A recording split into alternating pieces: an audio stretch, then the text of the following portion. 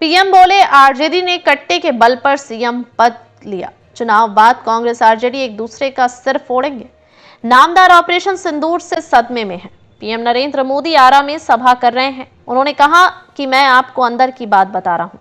नामांकन वापस लेने से पहले बिहार में गुंडागर्दी का खेल खेला गया था। कांग्रेस कभी नहीं चाहती थी कि सीएम पद पर आरजेडी के नेता का नाम हो। आरजेडी ने भी मौका नहीं छोड़ा। आरजेडी ने कांग्रेस की कनपट्टी पर कट्टा रखकर सीएम पद चोरी कर लिया। सिर पर कट्टा रखकर कांग्रेस से सीएम पद की घोषणा करवाई गई। आरजेडी कांग्रेस में भयंकर झगड़ा बढ़ गया है। चुनाव से पहले इतनी दुश्मनी बढ़ गई है कि चुनाव के बाद ये एक दूसरे का सिर फोड़ने लगेंगे। ऐसा लोग कभी बिहार का भला नहीं कर सकते हैं। पीएम मोदी ने कहा कि विकसित भारत के लिए बिहार का विकसित होना जरूरी है। आरजेडी और कांग्रेस कभी भी बिहार को विकसित नहीं बना सकते हैं। इन लोगों ने बिहार पर कई सालों तक राज किया।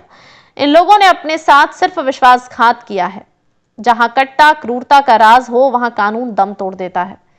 जहां कटुता बढ़ाने वाली आरजेडी और कांग्रेस हो, वहां समाज में सद्भाव मुश्किल होता है। जहां आरजेडी और कांग्रेस का कुशासन होता है, वहां विकास का नामो निशान नहीं होता है। जहां करप्शन हो, वहां सामाजिक न्याय नहीं मिलता।